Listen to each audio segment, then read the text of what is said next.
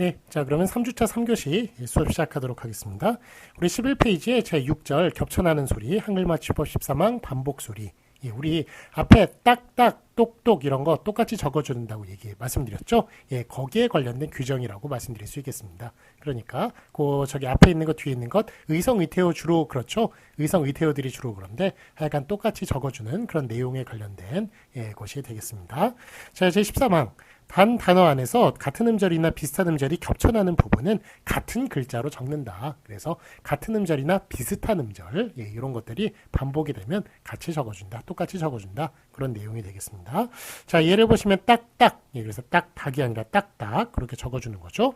그래서 여러분들 좀 많이 헷갈리시는 게 딱따구리입니까? 딱다구리입니까? 그게 딱딱에 여기에 이제 우리가 결합을 한 거예요. 그래서 얘네들은 이제 정답이 딱따구리가 되겠습니다. 딱따구리. 그래서 딱다구리가 아니라 딱따구리. 왜냐하면 딱딱딱딱 이렇게 소리를 내면서 나무를 쪼잖아요.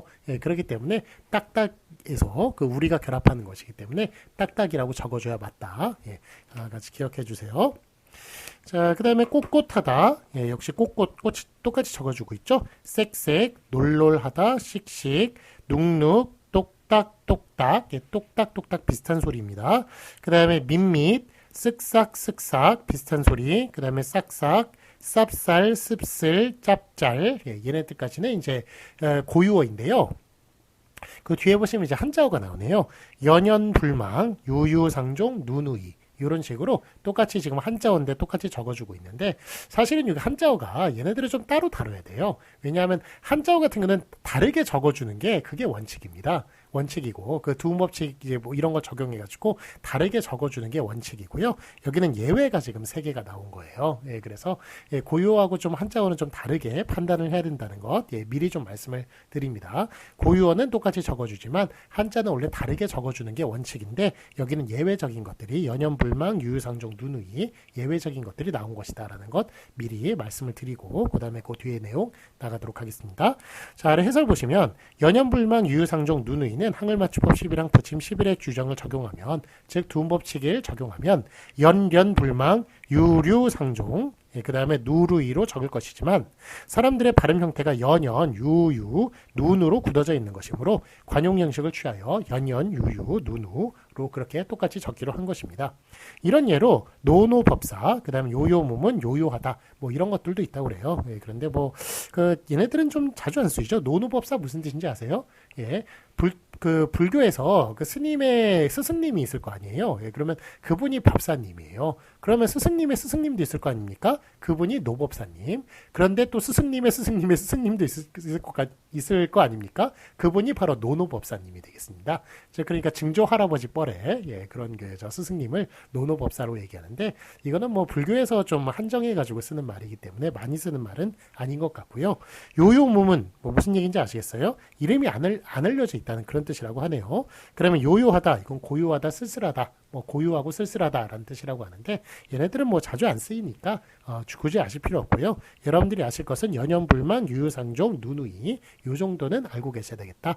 그런 말씀을 드립니다. 총 6개가 예외인 거예요. 그렇지만 그 아래 노노법사, 유요몸은 요요하다는 3개 빼주시고 그 위에 연연불망, 유유상종, 누누이 이 3가지만 알고 계시면 되겠습니다. 똑같이 적어주는 애들이요. 자, 그러나 그 밖의 경우에는 제2음절 이하에서 본음대로 적는 것이 원칙이다. 즉 이렇게 똑같이 적어주는 게 아니라 두음법칙 적용해서 다르게 적어주는 게 그게 원래 한자어에서는 원칙입니다. 그래서 예를 보시면 낭랑하다 다르게 적어주고 있죠. 냉랭하다 똑같이 랭랭하다가 아니라 냉랭하다 이렇게 적어주고 있습니다. 농록하다 다르게 적어주고 있고 늠름 연연생 이거 좀 많이 나와요. 연연생이 아니라 연연생이라는 것 원래 다르게 적어주는 게 그게 원칙이라는 것. 연연생 이거는 좀 시험 문제 많이 나옵니다. 제가 시험 문제라고 말씀을 드리는 것은 공무원 그 시험이나 아니면은 뭐 KBS 한국어 능력 시험 이런 걸 말씀을 드리는 거예요. 거기에 이제 그 한글 맞춤법에 대해서 나올 때 그때 좀 많이 나온다는 그런 이야기입니다. 그다음에 염염불망 그 다음에 영력하다, 인딘하다, 적나라하다 이렇게 적나라 하다가 아니라 적나라 하다 이런 식으로 다르게 적어주는 게 그게 원래 원칙이다라고 말씀드릴 수 있겠습니다만 하여간 똑같이 적어주는 거 3개 그것만 예외다. 연연불망, 유유상종, 누누이 요 3개만 예외다. 예, 그렇게 물론 3개 더 있죠. 노노법사 이런 것도 3개 더 있지만 예, 많이 쓰는 건 요 3개만 그렇게 알아두시면 되겠다. 예, 그렇게 다시 한번 또 반복해서 말씀을 드립니다. 자, 참고 보시면 딱따구리 있죠? 예, 딱따구리가 나오네요. 딱딱에서 연유되어 없으므로 딱다구리라고 적지 않고 딱따구리라고 이렇게 적어야 맞는 겁니다. 그 다음에 깍두기 있죠? 깍두기는 깍두기에서 연유되었지만 깍은 쌍기역이고 그 다음에 둑은 디귿이에요. 그래서 같은 음절 아닙니다. 비슷한 음절 아니기 때문에 얘들은 똑같이 적는 게 아니라 다르게 적어주는 거예요. 그래서 깍둑은 비슷한 음절이 아니므로 예, 깍둑이라고 쓰지 않는다라는 것 앞에서 예, 제가 한번 다뤄본 적이 있습니다. 자, 12페이지 보실까요? 이제 확인 문제 보시겠습니다. 맞은 것에 오표하시오. 자, 딱따구리와 딱다구리 뭐가 맞습니까? 딱딱에 우리가 결합한 것 똑같이 적어준다에 따라서 딱딱에 우리가 결합했으니까 딱따구리 앞에 걸로 적어주는 게 맞겠습니다. 그 다음에 연연불망, 연련불망 이렇게 얘기할 때 연연불망이라고 이렇게 똑같이 적어주는 앞에 게 맞겠습니다. 자, 그 다음에 여기 예외적으로 예외가 아니라 사실은 한자어에서는 다르게 적어주는 게 이제 원칙이라고 말씀드렸죠. 앞에 있는 연연불망에 오히려 비원칙이라고 허용이라고 얘기를 할 수가 있겠습니다.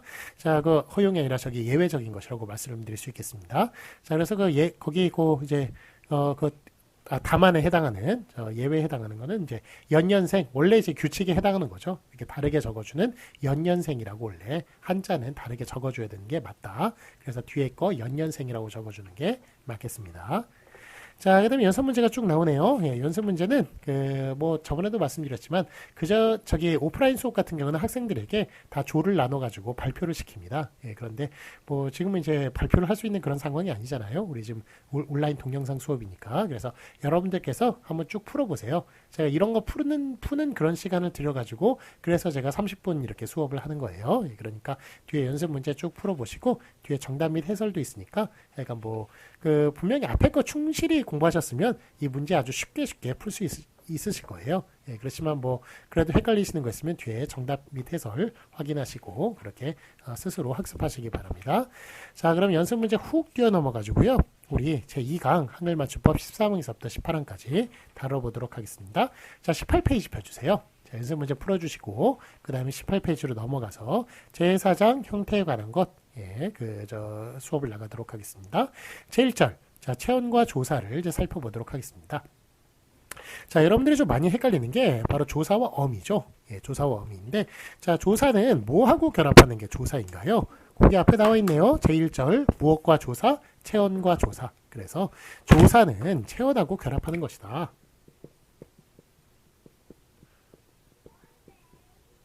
자, 그러면은 어미 있죠? 어미는 어간하고 결합하는 것인데 어간은 뭘로 이루어져 있습니까? 어간은 용언이에요. 그래가지고 용언하고 결합하는 게 어미다. 그렇게 볼 수 있겠습니다.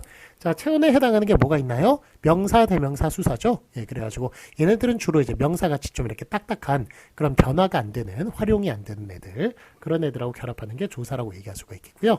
그 다음에 용언 이거는 이제 동사하고 형용사를 용언이라고 그러죠. 그러니까 즉 변화가 가능한 활용이 가능한 얘네들하고 결합하는 게 바로 어미라고 말할 수가 있겠습니다.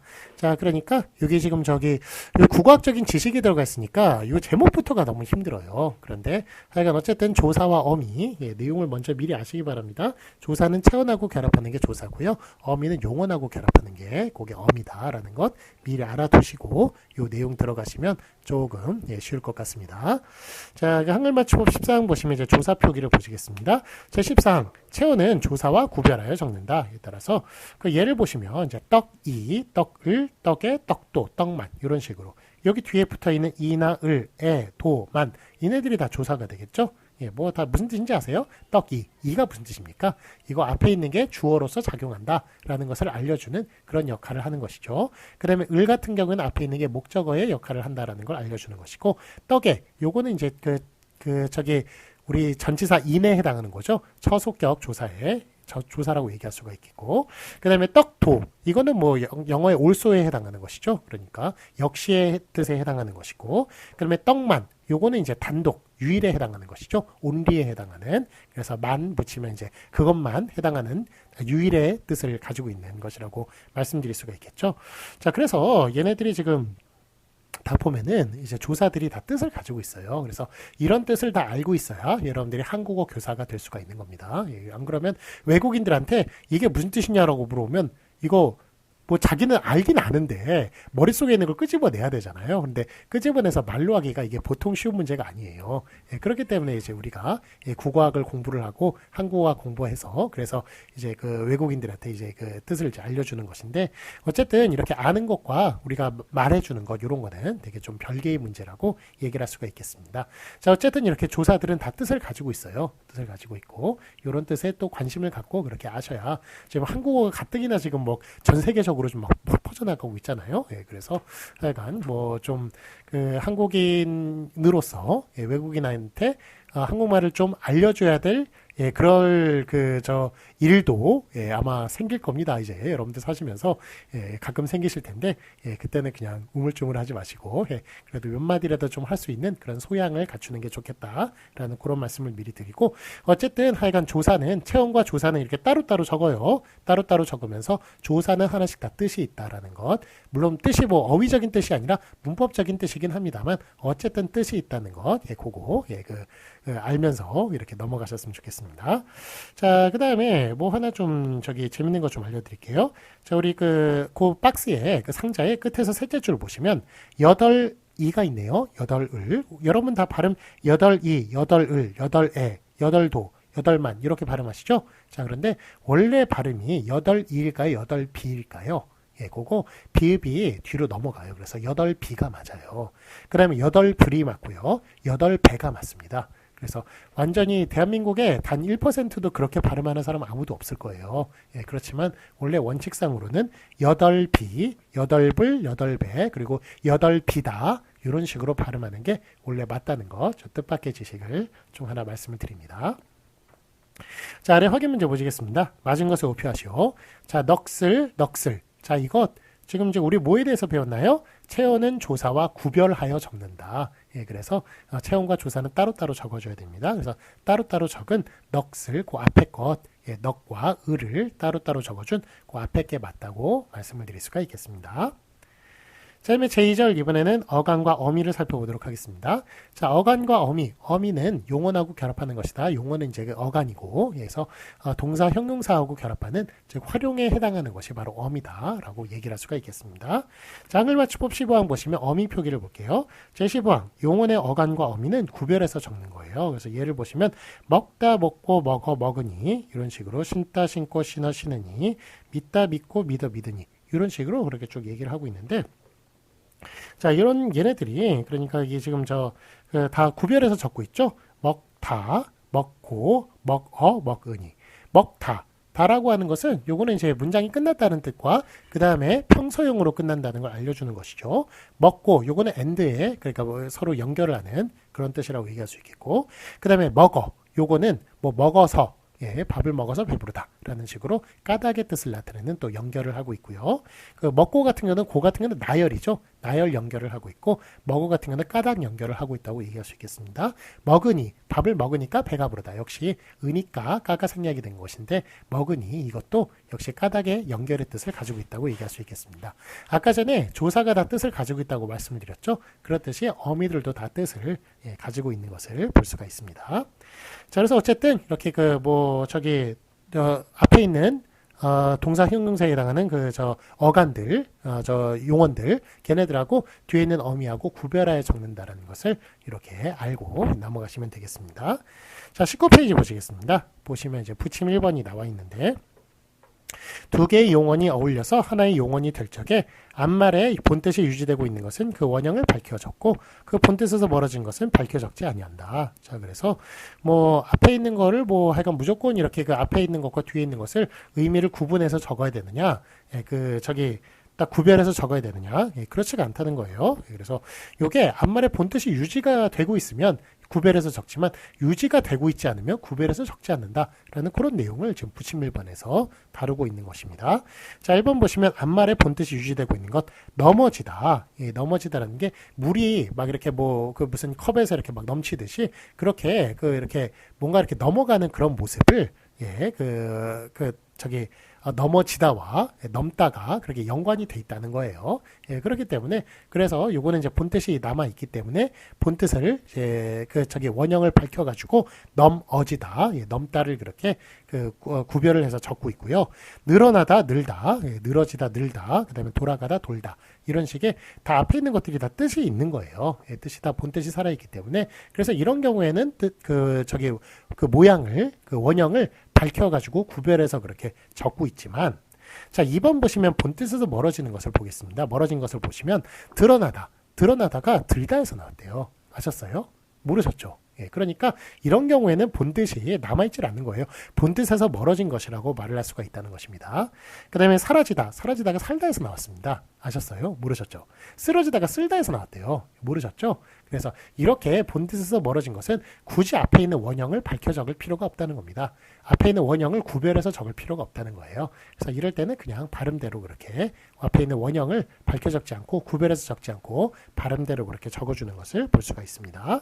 자, 아래 해설 보시면 위에 규정이 적용된 단어로는 아래와 같은 것이 있습니다.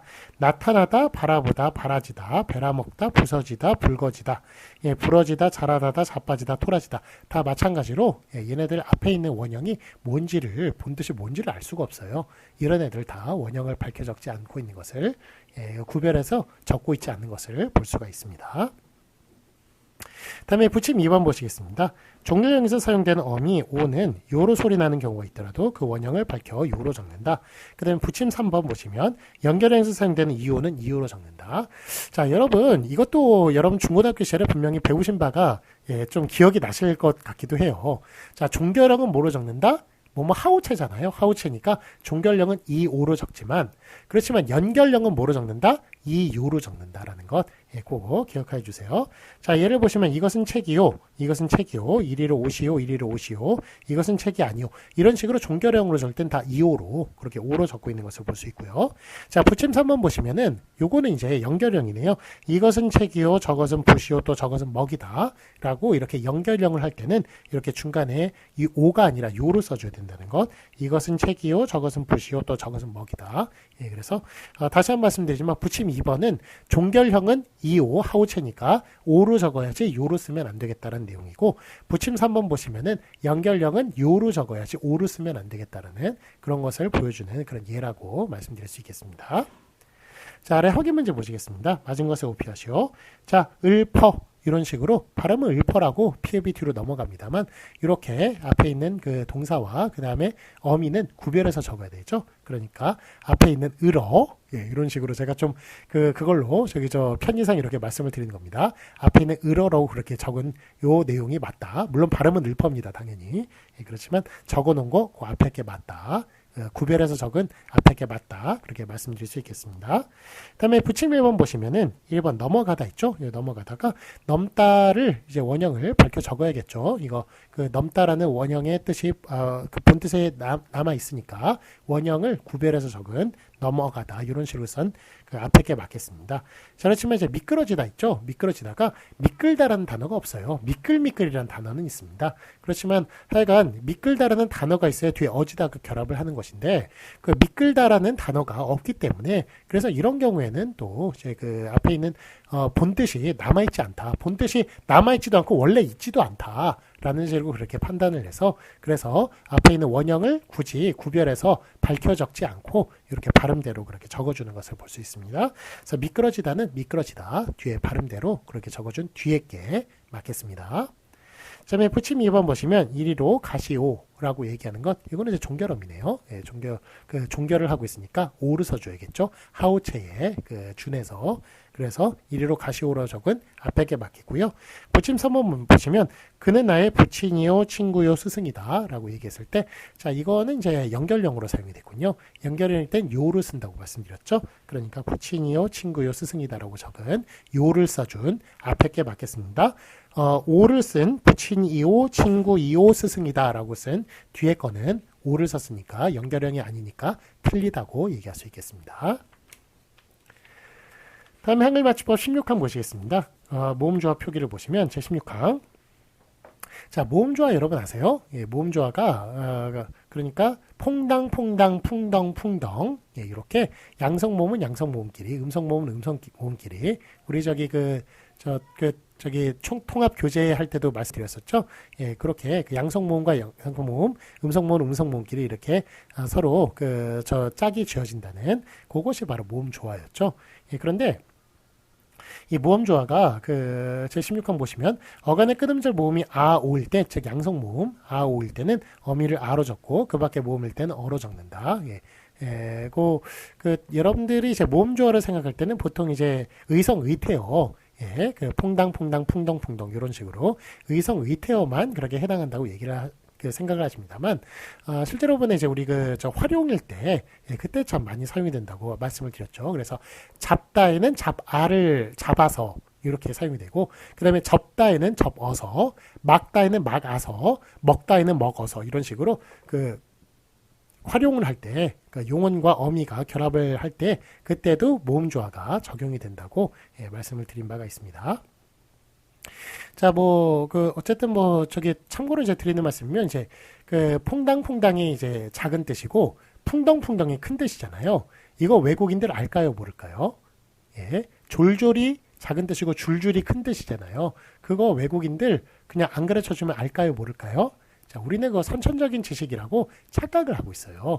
예, 그렇지만 외국인들은 전혀 그거 종잡을 수가 없습니다. 예, 퐁당퐁당이 작고 풍덩풍덩이 크다는 거 전혀 몰라요. 알려주지 않으면 전혀 모릅니다. 배우지 않으면 전혀 몰라요. 그러니까 그런 지식들은 우리가 후천적으로 배운 것이지 선천적인 지식이 전혀 아니라는 것. 예, 요거 뜻밖의 지식 예, 하나 좀 말씀을 드립니다.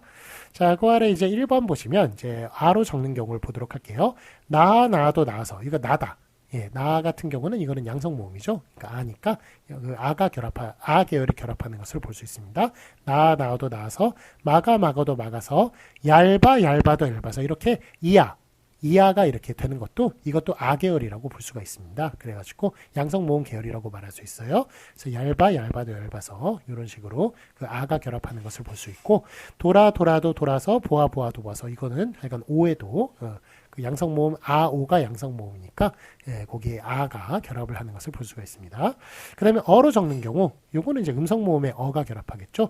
개어도 개어서 애가 음성모음이라는 것, 오 계열만 양성모음이고 애는 음성모음이라는 것 예, 말씀을 드린 바 있습니다. 꼭 기억해 주세요. 겪어도 겪어서 되어 왜, 그 다음에 배어 애, 쉬어 위, 그 다음에 저어 그 다음에 주어 우, 피어 이, 히어 의 이런 것들 다 음성모음입니다. 그래서 어 계열이 결합하는 것을 볼 수가 있습니다. 자, 아래 확인 문제 보시면 맞은 것에 오피하시오. 자, 1번 내 걱정 말고 잘 살아. 예, 잘 살아. 살다에 아가 결합했죠. 그러니까 양성모음 아가 결합한 앞에 게 맞겠습니다. 잘 살아. 요거는 모음조화 어긋난 예죠. 그래서 뒤에 건 틀립니다. 그 다음에 2번 침을 뱉어서 예, 이거 뱉다의 애는 음성모음입니다. 그래서 뱉어서가 아니라 뱉어서라고 뒤에 걸로 써줘야 맞는 것입니다. 자, 다음에 아래 한글 맞춤법 17항 보시겠습니다. 조사 요 표기를 볼게요. 제 17항 어미 뒤에 덧붙는 조사 요는 요로 적는다. 예, 그래서 읽어요. 예, 이거 요게 해당하는 게 이제 그거네요. 저기 우리가 상대 높임 6등급이 있잖아요. 예, 그래가지고 6등급 중에 해체와 해요체가 있죠. 해체가 있는데 해체와 보면 헤라체가 많이 헷갈려요. 해체와 헤라체가 많이 헷갈리는데 예를 들면은 밥 먹었니? 이거 해체입니까? 헤라체입니까? 밥 먹었냐? 이거 해체입니까? 헤라체입니까? 예, 이거 좀 많이 헷갈리시죠? 예, 밥 먹었나? 라고 얘기하는 것 해체입니까? 헤라체입니까? 좀 많이 헷갈리실 텐데 요게 제가 하나 팁을 알려드릴게요. 해체하고 해요체의 차이가 뭔가요? 해체와 해요체 보시면 해체에 요를 결합한 게 해요체래요. 예, 그러니까 반대로 요가 결합할 수 있으면 해체란 얘기예요. 요가 결합할 수 있으면 해체고 요가 결합할 수 없으면 헤라체다. 그래서 해체와 헤라체는 그렇게 구분한다. 다시 한 번 말씀드립니다. 해체와 해요체의 두 개의 이제 차이점은 요를 결합을 시킨 것이죠. 그렇기 때문에 해체에 요를 결합한 게 해요체란 말이에요. 그러니까 반대로 보시면 요를 붙일 수 있으면 해체다. 그렇지만 헤라요 요건 안 되잖아요. 예, 그러니까 요를 붙일 수 없으면 헤라체다. 그렇게 얘기할 수가 있겠습니다. 자, 그래서 여기 저 아까 전에 말씀드렸던 했니? 했니요? 안 되죠. 예, 그러니까 했니? 요거는 헤라체인 거예요. 그렇지만 했나? 이렇게 얘기했을 때 요거 좀 약간 딱딱하게 들립니다만 했나요? 가능하거든요. 그래가지고 나 같은 경우에는 이거 뜻밖의 해체입니다. 해체고 했냐? 했냐요? 요건 안 되죠. 그러니까 했냐 같은 경우는 이제 헤라차가 되는 것이고요. 그렇게 구분해 주시면 되는데, 자, 어쨌든 이제 그거 17항에 이제 적용을 해보면, 어쨌든 여기 해체에 결합할 수 있는 것, 뒤에 요가 결합을 하면 해요체가 되는데, 어쨌든 요를 결합을 시킬 수 있다. 그리고 그 뒤에 결합하는 그 높임의 요는 요라고 적는다라는 것, 그거 기억해 주시면 되겠습니다. 자, 예를 보시면, 읽어요, 참으리요, 좋지요, 이런 식으로 다 요를 이렇게 갖다 붙이고 있는 것을 볼 수가 있네요. 자, 그 다음에 이제 확인 문제 보시겠습니다. 맞은 것을 오피하시오. 예의 반대말은 아니오와 아니요가 있네요. 예. 자, 둘 중에 뭐가 맞을까요? 예, 요거, 이게, 그러니까, 응 있죠? 응의 높임말이, 예, 응의 높임말이, 예, 얘란 말이에요. 예.